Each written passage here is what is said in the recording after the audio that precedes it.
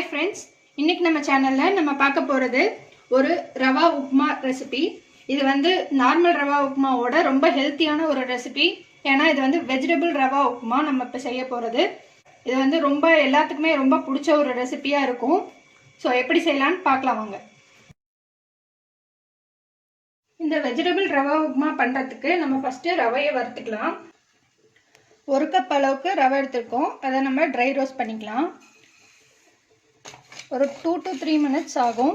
ரொம்ப ரவை கருகிடக்கூடாது, கலர் மாறாமல் அப்படியே லைட்டாக வறுத்து எடுத்துக்கோங்க. பாருங்க நல்லா ரோஸ்ட் ஆகிடுச்சு. இந்த டைம் நம்ம ஸ்டவ் ஆஃப் பண்ணிட்டு இதை தனியாக எடுத்து வச்சிடலாம்.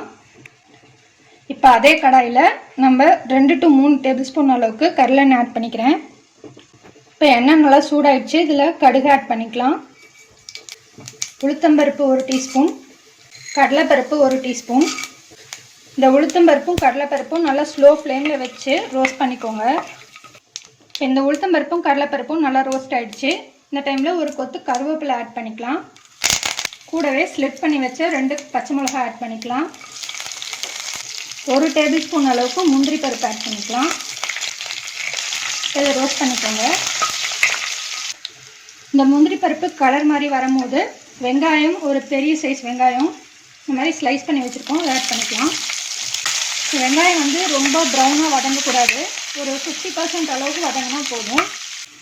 இந்த வெங்காயம் 50% அளவுக்கு வதங்கிடுச்சு. இந்த டைமில் நம்ம வெஜிடபிள்ஸ் ஆட் பண்ணிக்கலாம். நான் கேரட்டும் பீன்ஸும் ஆட் பண்ணுறேன். கூடவே இந்த உப்மாவுக்கு தேவையான அளவுக்கு உப்பு ஆட் பண்ணிக்கலாம். அதில் இந்த வெஜிடபிள்ஸ்லாம் இந்த எண்ணெயிலே கொஞ்சம் நேரம் வதக்கிக்கோங்க. இந்த வெஜிடபிள்ஸ்லாம் ஒரு 2 நிமிஷம் நல்லா வதக்கியாச்சு. தண்ணி ஊற்றுறதுக்கு 1 நிமிஷம் முன்னாடி நம்ம பெருங்காயத்தூள் ஒரு 1/2 டீஸ்பூன் அளவுக்கு எடுத்து வச்சுருக்கோம், அதை ஆட் பண்ணிக்கலாம். பெருங்காயத்தூள் வந்து முன்னாடியே சேர்த்துறாதீங்க, கசப்பாயிடும். இப்போ நம்ம தண்ணி ஆட் பண்ணிக்கலாம். 1 கப் ரவைக்கு 2.25 கப் தண்ணி.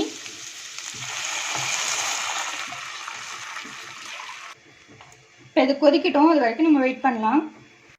இப்போ தண்ணி கொதிக்க ஆரம்பிச்சிருச்சு. இந்த டைமில் நம்ம ஃப்ரெஷ் பச்சை பட்டாணி ஒரு 1/4 கப் அளவுக்கு எடுத்து வச்சுருக்கோம், அதை ஆட் பண்ணிக்கலாம். இப்போ நம்ம வறுத்து வச்ச ரவையை ஆட் பண்ணிக்கலாம். ரவை சேர்க்கும் போது ஸ்டவ் வந்து ஃபுல் ஃப்ளேமில் வச்சு சேர்த்துக்கோங்க, அப்போ தான் வந்து கட்டிப்படாமல் இருக்கும். ரவை சேர்த்ததுக்கு அப்புறமா ஃப்ளேம் குறைச்சிக்கோங்க.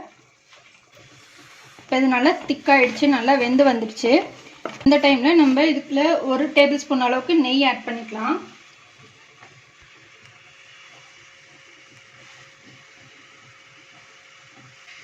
கூடவே கொஞ்சமாக கொத்தமல்லி இலை ஆட் பண்ணிக்கலாம். இது ரெண்டும் ஆட் பண்ணிட்டு நல்லா மிக்ஸ் பண்ணிவிடுங்க.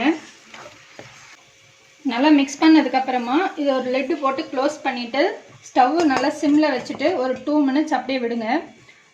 நல்லா வெந்து வரும். ஒரு 2 நிமிஷம் சிம்மில் விட்டாச்சு. பாருங்கள் ரவை நல்லா வெந்து வந்திருக்கு. நல்லா உதிரி உதிரியாக இருக்குது பாருங்கள். இப்போ ஸ்டவ்வை ஆஃப் பண்ணிவிட்டு நம்ம ஒரு பவுலுக்கு ட்ரான்ஸ்ஃபர் பண்ணிக்கலாம். பாருங்க நம்ம வெஜிடபிள் ரவா உப்மா ஈஸியாக ரெடி ஆயிடுச்சு. இது 5 to 10 மினிட்ஸ்க்குள்ளே ரெடி பண்ணிடலாம். ரொம்ப ஹெல்த்தியும் கூட. நம்ம வந்து நார்மல் ரவா உப்மா சாப்பிடாதவங்க கூட இந்த வெஜிடபிள் ரவா உப்மா செஞ்சு கொடுத்தீங்கன்னா இது ரொம்ப விரும்பி சாப்பிடுவாங்க. குழந்தைங்களுக்கும் ரொம்ப பிடிக்கும். ஸோ இதை ட்ரை பண்ணுங்கள். ட்ரை பண்ணிட்டு உங்கள் ஃப்ரெண்ட்ஸோடு ஷேர் பண்ணுங்கள், எங்களுக்கு கமெண்ட் பண்ணுங்கள். எங்கள் சேனலை மறக்காமல் சப்ஸ்கிரைப் பண்ணுங்கள். இன்னொரு இன்ட்ரெஸ்டிங்கான வீடியோவில் நம்ம மறுபடியும் மீட் பண்ணலாம். தேங்க்யூ.